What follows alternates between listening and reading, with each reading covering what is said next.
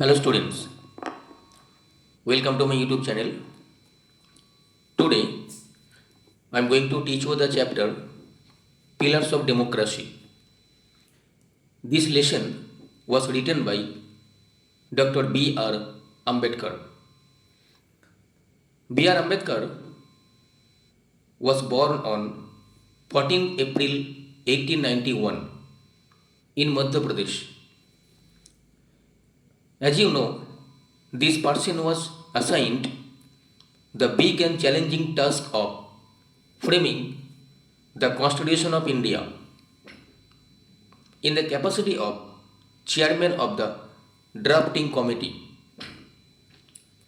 He was awarded the Bharat Ratna posthumously for his dedication and commitment for the welfare of our country. B.R. Ambedkar has laid emphasis on the values of liberty, fraternity, and equality in this story. According to him, these principles will make India a strong nation. He is of the opinion that hero worship is a sure road to degradation and to eventual dictatorship and the collapse of a nation. So, pillars of democracy is based on three things. Number one, liberty. Number two, equality. And the last one is fraternity. That means brotherhood. So today we are going to start the lesson. Watch the video carefully. The first paragraph is like this. If we wish to maintain democracy not merely in form but also in fact, what must we do?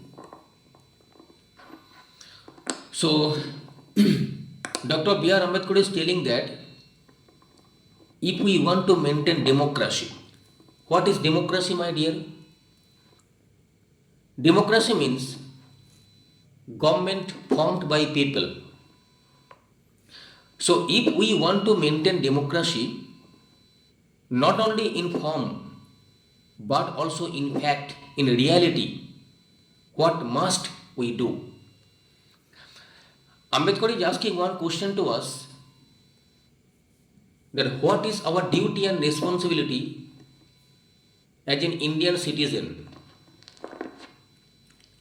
As you know, as an Indian person, we have many duties and responsibilities to play and maintain. So the first thing, in my judgment, we must do is to hold fast to constitutional methods of achieving our social and economic objectives.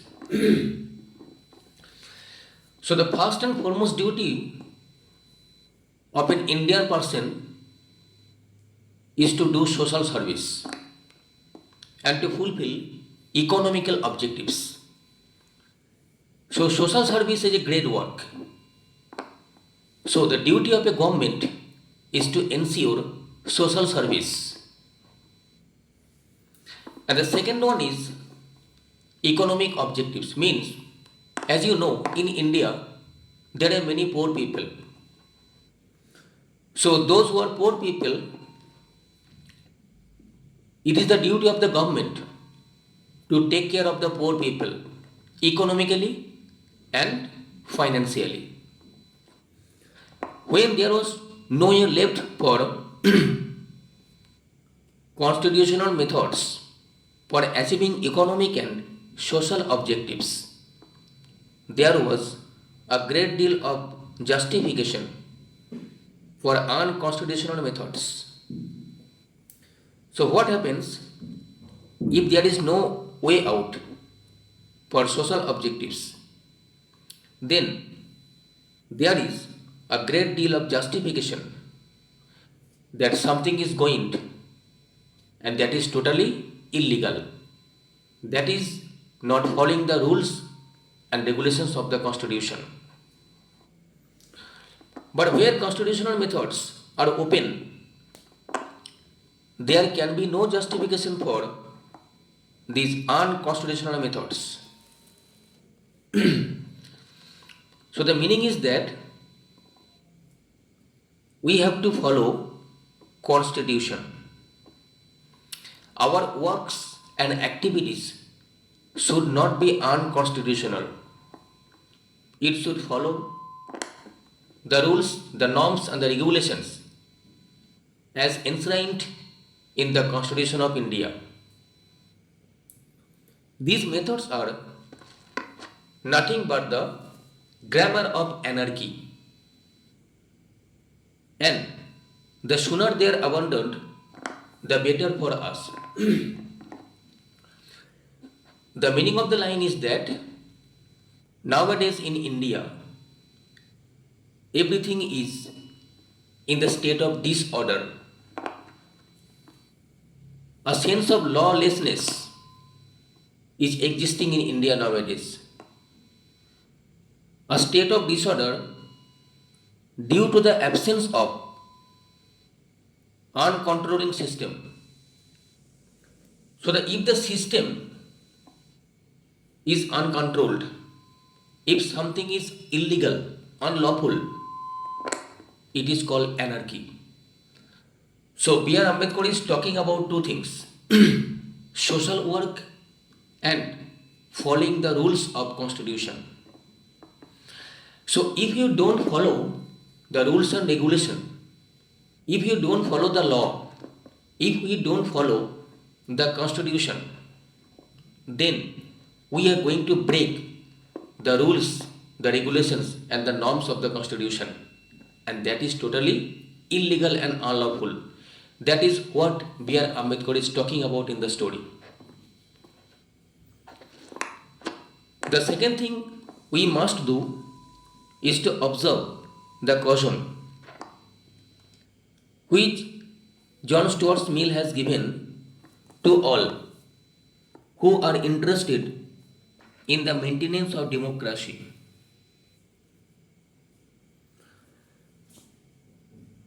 So the meaning of the word is that democracy is a kind of government formed by people. So we have to observe the warning, the caution. So John Stuart Mill, he was a philosopher. He has given to all who are interested in the maintenance of democracy. So he is telling that people who are interested to maintain democracy, not to lay the liberties at the feet of even a great man, or to trust him with powers which enable him to subvert the institution. Now he is telling that we have to lay the liberties at the feet of a great man, or we should not trust anyone who is powerful, because a powerful person may misuse power and authority, and thereby he or she may damage the whole political system, even the institution also. There is nothing wrong in being grateful to great men who have rendered lifelong services to the country. So the meaning of the line is that there is nothing wrong if you are grateful to a great man. For example, Netaji. For example, M.K. Gandhi. For example, Bhagat Singh. They are great people. They are real hero because they have sacrificed their lives for the country, for the sake of the people. So they are the great people. We should be grateful to them. But there are limits to gratefulness. So we should be grateful, and it should be limited. It should not be unlimited of what he is talking about in the story. As has been well said by the Irish patriot Name of the patriot? Daniel O. Cornell. So the Irish patriot Daniel O. Cornell is telling that no man can be grateful at the cost of his honor. No woman can be grateful at the cost of her chastity. And no nation can be grateful at the cost of its liberty. Patriot means a person who loves his own country, a person who can sacrifice his life for the country for the sake of the people. So Daniel Cornell is telling that no man can be grateful at the cost of his honor. So respect is important. Honor, respect, they are very important in a person's life. No woman can be grateful at the cost of her chastity. For a woman, chastity and purity is very important. Modesty is very important for a person, for a female, for a woman, for a girl. So she should maintain her chastity. And no nation can be grateful at the cost of its liberty. So liberty and freedom or emancipation, it is much more important for a country. It plays an important role in a country or a nation. So he is talking about three things in the story, that is honor or respect, chastity or modesty, liberty or freedom. This caution is far more necessary in the case of India than in the case of any other country. For in India, bhakti or what may be called the path of devotion or hero worship. So as you know, in India, these things are missing nowadays. These things are not existing nowadays. These things once upon a time existed at the time of B.R. Ambedkar. When B.R. Ambedkar died, all things died with him. Nowadays, nothing is left in India. So for in India, bhakti or hero worship is very important nowadays. Devotion is important. We should respect all the people. We should respect God even. And we should do hero worship. Hero worship means we have to admire, we have to appreciate the people. We don't know how to appreciate the people. So we have to admire the people. This is called hero worship. It plays a part in politics, unequaled in magnitude by the part it plays in the politics of any other country in the world. So hero worship, bhakti or devotion, it plays a crucial role in politics in any other country of the world. Bhakti in religion may be a road to the worship, so to the salvation of the soul. So bhakti is very important because it is the way to the salvation of the soul. We can get peace after death. So it is called salvation, freedom, liberty. So after death, we may get peace. Our soul may rest in peace after our death. This is called bhakti. Devotion is very important. But in politics, bhakti or hero worship is a sure road to degradation and to eventual dictatorship. So it means in politics, worship is being degraded. It is changing to a lower level and to eventual dictatorship. So it causes dictatorship. Now, on the 26th of January 1950, we are going to enter into a life of contradictions. So, one date has been given, 26 January 1950. we are going to enter into a life of contradiction, means opposition, means a life of obligations. In politics, we will have equality, and in social and economic life, we will have inequality. B.R. Ambedkar is telling that in politics, we will have equality. Politics is equal. But when it comes to social and economic life, it is unequal. Means there is no equality. In politics, we will be recognizing the principle of one man, one vote, and one vote, one value. So, politics means if you cast your vote, then you are important. So, a man is considered important solely by his vote. So, you are supporting the government with your vote. But after voting, no one will come to your house to take care of you. Now the question is that, is politics useful in a country? Yes, politics is useful. But if the ministers, if the political leaders are bad and corrupt, then they will not be able to run the government usefully. In our social and economic life, we shall, by reason of our social and economic structure, continue to deny the principle of one man, one value. So, what happens in our social and economic life?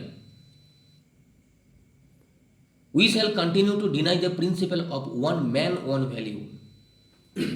We never accepted that one man is very important, just like one tree is important.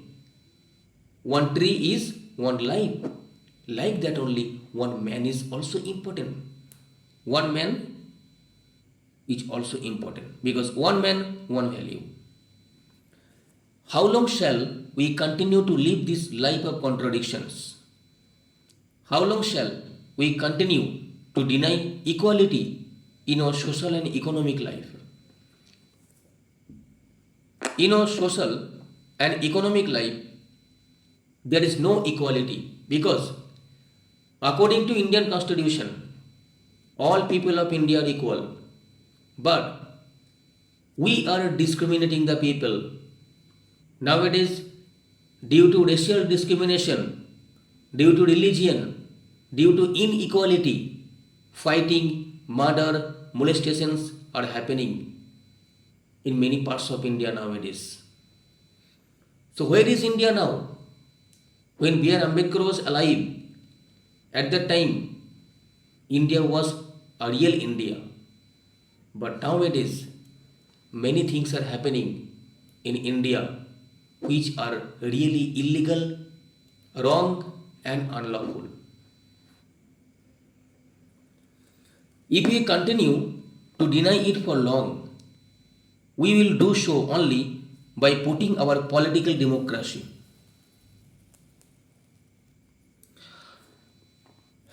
Now, if we continue to deny it for a long time, then we will do so only by putting our political democracy in peril. So it should not be continued. If it continues, then it is suddenly that we are putting our political democracy in danger. So our political democracy will be damaged one day if it continues for a long time. We must remove this contradiction at the earliest possible moment, or else those who suffer from inequality will blow up the structure of political democracy, which this assembly has no laboriously built up. So the main thing is that we have to remove this contradiction as soon as possible, or else those suffering from inequality, they will blow up the structure of political democracy. They will damage, they will explode the political democracy. So the assembly did hard work to build up this constitution. But people suffering from inequality, they will damage the political democracy. So peril means danger or risk.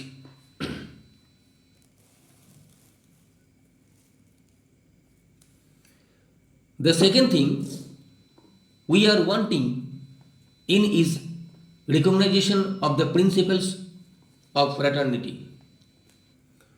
So what is most important? Fraternity, that is brotherhood. What does fraternity mean? Fraternity means a sense of common brotherhood of all Indians. If Indians being one people, it is the principle which gives unity and solidarity to social life. So we have to think that we all are brothers and sisters. But nowadays, very few people in India think like that. So if Indians being one people, there should be a sense of unity, a sense of amity, a sense of amicability, a sense of Indianness. It is really a difficult thing to achieve. It is really difficult for the Indian people to be united nowadays. How difficult it is can be realized from the story related by James Bryce in his volume on American Commonwealth about the United States of America. So, it can be realized from the story told by James Bryce in his book on American Commonwealth about the United States of America. So he is also telling that unity, amity, friendship, they are very important. We are our friends, we are not our enemies. So unity is very important. The story is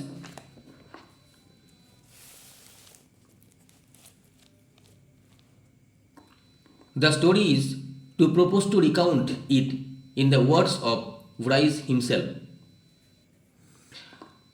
The story is some years ago, the American Protestant Episcopal Church was occupied at its triennial convention in revising its liturgy.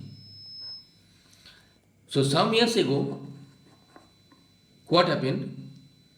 The American Protestant Episcopal Church was occupied when the 300th anniversary convention was going on in revising its liturgy. Liturgy means rites prescribed for public worship.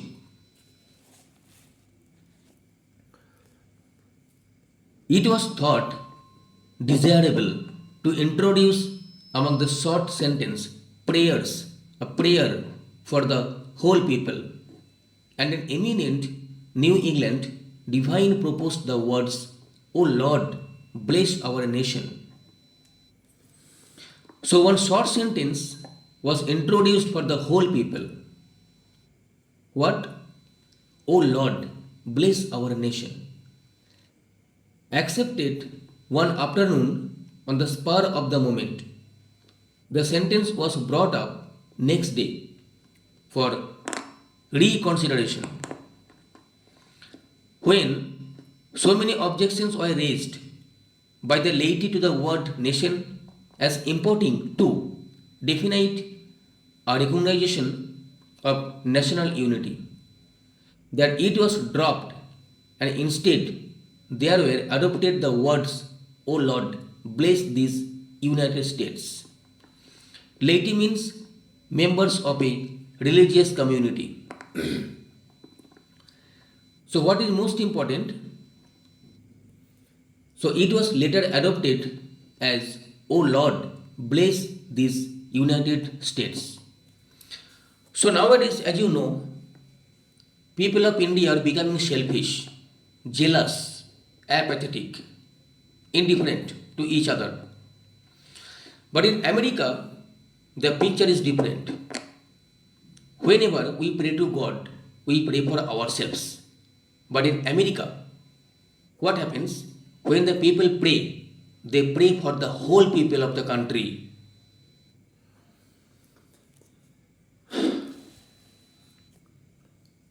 There was so little solidarity in the USA at the time when this incident occurred that the people of America did not think that they were a nation. So in USA, once upon a time, one thing happened that the people of America never think that they were a nation. So once upon a time in America, there was Fissiparous tendency. People were not united.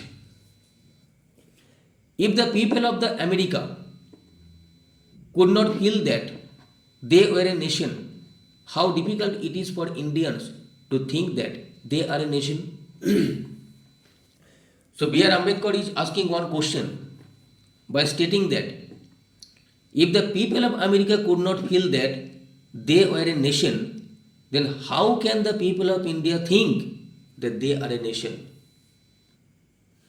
So he is drawing a comparison between two countries, America and India. I remember the days when politically minded Indians resented the expression the people of India. So as you know, people of India are becoming political minded and they resented the expression the people of India. They preferred the expression the Indian nation. I am of the opinion that in believing that we are a nation, we are cherishing a great delusion. So, we are thinking that India is a nation, but it is a wrong idea, a mistaken idea. How can people divided into several thousands of castes be a nation? So, people are dividing themselves into several thousands of castes. I told you one thing that caste problem is the biggest issue in India. In America, there is no caste problem. Caste problem is existing only in India. The sooner we realize that we are not as yet a nation in the social and psychological sense of the world. So what is happening now? That we have to realize that we are not as yet a nation in the social and psychological sense of the world. We are not a nation. We cannot tell we are a family. So we have to think that India is a nation both socially and psychologically. It is better for us. For then only we shall realize the necessity of becoming a nation and seriously think of ways and means of realizing the soul. So the actual fact is that we have to realize the necessity to become a nation. We have to think positively. We have to think always seriously, meticulously. We have to realize the goal. So we have to fulfill the target. We have to be united. We have to make India a strong nation. Nowadays, our country, India, is becoming very weak. So we have to stand. We have to be united to make our country strong. Otherwise, other people will take the chance of attacking our country and kill many innocent Indian people. We can change our India with our positive thoughts. We have to change.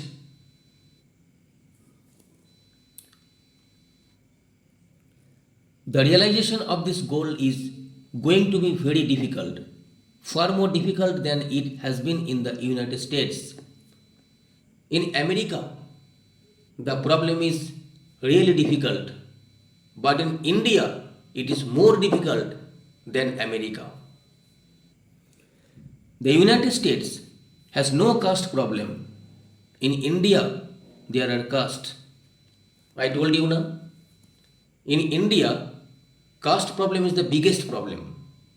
But in America, there is no caste problem.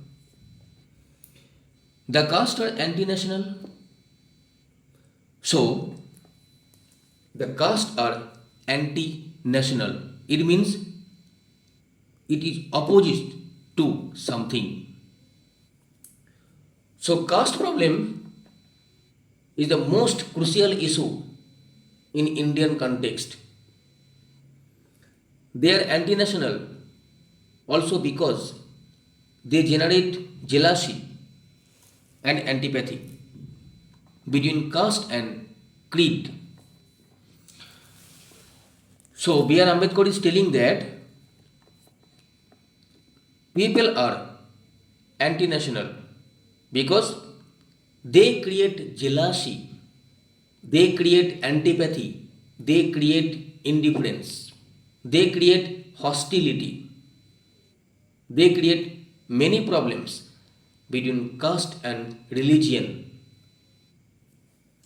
So all people are equal in India, all religions are equal in India. But we must overcome all these difficulties if we wish to become a nation in reality. So we have to overcome the problems. If we want to become a nation, we have to stand unitedly. We have to overcome all the problems. We have to overcome all the obstacles, all the predicaments to make our India strong. For fraternity can be fact only when there is a nation. So, we should not forget that we all are sisters and brothers. We have to keep in mind that we all are brothers. We have to maintain brotherhood. Without fraternity, equality, and liberty, we will be no deeper than course of pain.